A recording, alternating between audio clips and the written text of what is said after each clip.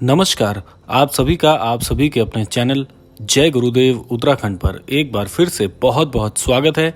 आशा करते हैं कि आप और आपके परिजन सभी स्वस्थ होंगे। इसी कामना के साथ बढ़ते हैं आज के अद्भुत क्रमांक की ओर। तो आज हम बात करने जा रहे हैं एक ऐसे विषय पर जिस पे सबसे ज्यादा अनन्य भक्तों के प्रश्न आ रहे हैं कि मंगलवार के दिन ऐसे कौन से कार्य हैं जो हमें नहीं करने चाहिए। देखिए, ये बात बिल्कुल सत्य है कि दिवस के हिसाब से हमें बहुत सारी चीजों का पालन करना चाहिए, लेकिन क्या आप जानते हैं कि कुछ ऐसे कार्य जो मुख्यतः मंगलवार के दिन करने से आप श्री हनुमान जी को रुष्ट कर देते हैं, चाहे अनचाहे। तो आज के इस क्रमांक में हमने कुछ ऐसे ही कार्य शामिल किए हैं जो कि आपको मंगलवार के दिन विशेष तौर पर नहीं करने चाहिए। तो आइए बिना समय व्यर्थ किए हुए बढ़ते हैं आज के इस अद्भुत क्रमांक की ओर। देखिए, मंगलवार का जो दिन है वो श्री हनुमान जी को पूर्ण रूप से समर्पित है। अनन्य भक्तों की हनुमान जी के प्रति इतनी आस्था रहती है कि मंगलवार के दिन किसी भी हनुमान मंदिर में आप देखेंगे तो भक्तों का जमावड़ा लग जाता है। बजरंग बली को प्रसन्न करने के लिए कोई मंत्र जाप करता है, तो कोई चालीसा, कोई हनुमान अष्टक का पाठ करता है। लेकिन मंगलवार को कुछ ऐसे काम हैं जो हमें भूल कर भी नहीं करने चाहिए। इन कामों को करने से प्रत्यक्ष रूप से आप श्री हनुमान जी को नाराज कर देते हैं, और कोई भी अनन्य भक्त ये नहीं चाहेगा कि श्री हनुमान जी उससे नाराज हो जाएं। देखिए, मंगलवार का जो दिन है, पहले इस दिन का महत्व आप समझ लीजिए। मंगलवार के दिन जो है श्री हनुमान जी और मंगल देव को ये पूरी तरह से समर्पित दिवस माना जाता है। इस दिन व्रत रखने और हनुमान जी की पूजा करने से बहुत सारी मनोकामनाएं आपकी पूरी होती हैं। साथ ही इस दिन व्रत रखने से कुंडली में जो मंगल ग्रह के दोष होते हैं उनसे भी आपको छुटकारा मिलता है, और मंगल ग्रह जो होते हैं हमारी कुंडली में उनको बहुत मजबूती प्राप्त होती है। तो आइए अब बात कर लेते हैं उन चीजों के बारे में, उन कार्यों के बारे में जो आपको भूलवश भी नहीं करने चाहिए। सबसे पहले मैं आपको बता दूं कि मंगलवार का जो दिवस है, वैसे तो सातों दिन बहुत बहुत मुख्य बताए गए हैं, लेकिन मंगलवार का जो दिन है, इस दिन पूरी तरह से नाखूनों और बालों को काटना बहुत बहुत वर्जित बताया गया है। मंगलवार के दिन यदि आप इन दोनों कार्यों को करते हैं तो प्रत्यक्ष रूप से आपकी जो कुंडली है उसमें मंगल दोष और बढ़ जाता है। साथ साथ में श्री हनुमान जी बहुत नाराज होते हैं इस कार्य को करने से, क्योंकि इस दिन आप ये मान के चलिए कि नाम से ही आप समझ जाएंगे कि मंगल का दिन है, यानी कि हर कार्य मंगल पूर्वक होना चाहिए, और बालों को काटना, नाखूनों को काटना अमंगल की स्थिति को दर्शाता है। तो इसीलिए इस कार्य को आपको भूलकर भी नहीं करना है। इस बात का आपको बहुत बहुत ध्यान रखना चाहिए। अब दूसरी बात आती है, दूसरा वो कार्य जिससे बहुत रुष्ट हो जाते हैं श्री हनुमान जी। होता यह है कि वैसे तो इस कार्य को मैं तो यही आपको कहूंगा कि इस चैनल के माध्यम से इसी चीज का समर्थन मैं करूंगा कि आपको सदैव शाकाहारी होना चाहिए, मांसाहार का बिल्कुल भी सेवन ना करें। और मंगलवार के दिन जो लोग मांसाहार जैसे अंडा, मछली या मांसाहार से संबंधित किसी भी चीज का सेवन करते हैं, तो आप ये मान के चलिए कि आप अपने जीवन में अनिष्ट चीजों को आकर्षित स्वयं ही कर रहे हैं। आप खुद सोचिए कि एक और आप चाहते हैं कि आपके जीवन में सब कुछ मंगल ही मंगल हो जाए श्री हनुमान जी की अद्भुत कृपा पर से, और दूसरी तरफ आप क्या करते हैं कि मांसाहार का, शराब आदि का, व्यसनों का सेवन करते हैं, जो कि श्री हनुमान जी को बहुत बहुत रुष्ट कर देते हैं आप स्वयं ही।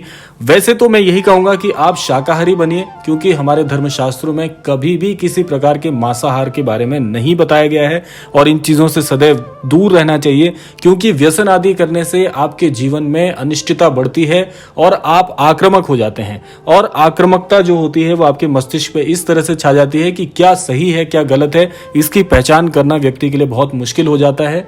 इसीलिए इन चीजों से आपको दूर रहना चाहिए। और मुख्यतः यदि आप श्री हनुमान जी को अपना इष्ट मानते हैं, श्री महाराज जी से जुड़े हुए हैं, तो ये कार्य तो आपको कभी भी नहीं करने चाहिए। मुख्यतः मंगलवार की बात नहीं हो रही, यहाँ पर हर दिवस की बात हो रही है। जीवन से इन चीजों को बहुत बहुत दूर कर दें, आप पाएंगे कि आपके आधे कष्ट तो वैसे ही दूर हो गए।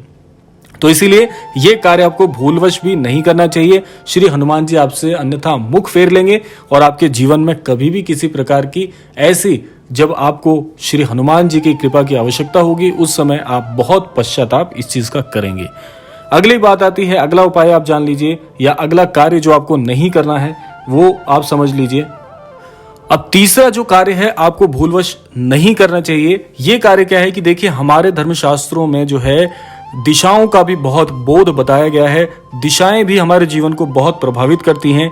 इसीलिए अगर संभव हो सके, देखिए आज के इस भौतिक युग में बहुत सी चीजें अनचाहे भी आपको करनी पड़ती हैं। यदि आपके लिए संभव हो सके तो मंगलवार के दिन पश्चिम और उत्तर दिशा में यात्रा करना वर्जित माना गया है।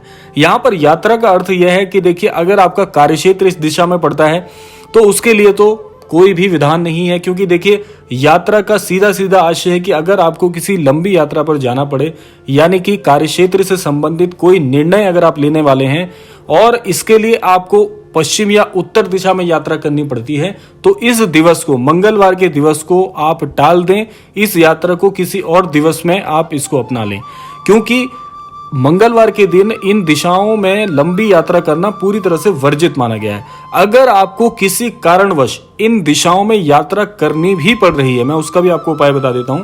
अगर आप मान लीजिए, जैसे बहुत से लोग हैं वो कहते हैं कि आज का दिन हमारा किसी भी तरह से छूटना नहीं चाहिए और आज ही ये कार्य पूर्ण होना है, जब ऐसी विवशता आ जाए, जब ऐसी आपको यात्रा करने की मजबूरी आन पड़े, तो आप एक कार्य कर सकते हैं कि घर से आप गुड़ खाकर निकलें, क्योंकि इसको करने से, इस छोटे से उपाय को करने से आपकी यात्रा संबंधी जो बाधाएं हैं वो पूरी तरह से निष्कासित हो जाती हैं और इस निष्कासन से आपका यात्रा वाला दोष समाप्त हो जाता है। लेकिन ये भी आपको तभी करना है जब बहुत बहुत मजबूरी हो और उस कार्य को उसी दिवस में समाप्त करना हो, तब आप ये करें। अन्यथा आपको मैं यही बताऊंगा कि पश्चिम और उत्तर दिशा की लंबी यात्राओं को मंगलवार के दिन टाल दें तो ज्यादा बेहतर होगा। ऐसी यात्रा करना आपके लिए शुभ नहीं होता। तो इसीलिए कहा गया है कि अगर ये तीनों उपाय अपने जीवन में, ये तीनों कार्यों का अगर आप अनुसरण करें, इन बातों को माने, तो आपकी आधे कष्ट वैसे ही खत्म हो जाते हैं। इसके अलावा एक चीज मैं आपको और बता दूं कि मंगलवार के दिन, ये तो वो कार्य हो गए जो नहीं करने चाहिए। एक कार्य और बता दूं जिस कार्य से आप अपने जीवन में बहुत सुख को अर्जित कर पाएंगे। मंगलवार का दिन पूर्ण रूप से श्री हनुमान जी को समर्पित होता है, आप अच्छे से जानते हैं। इस दिन श्री हनुमान जी के विग्रह के समक्ष श्री हनुमान चालीसा का पाठ जो लोग करते हैं, उस दिन मंगलवार की जो शक्ति है आपके जीवन में एक प्रकार से अमोघ अस्त्र बन के बरसती है और आपके जीवन के सभी कष्टों के निष्कासन के लिए बहुत बहुत उपयोगी होती है। इसीलिए प्रतिदिन अगर हो सके तो पहले तो हनुमान चालीसा, श्री हनुमान जी को जो लोग इष्ट मानते हैं, श्री महाराज जी से जो लोग जुड़े हुए हैं, हनुमान चालीसा का तो नियमित रूप से पाठ करें ही करें, लेकिन मंगलवार का दिन भूलवश भी ना छूटे।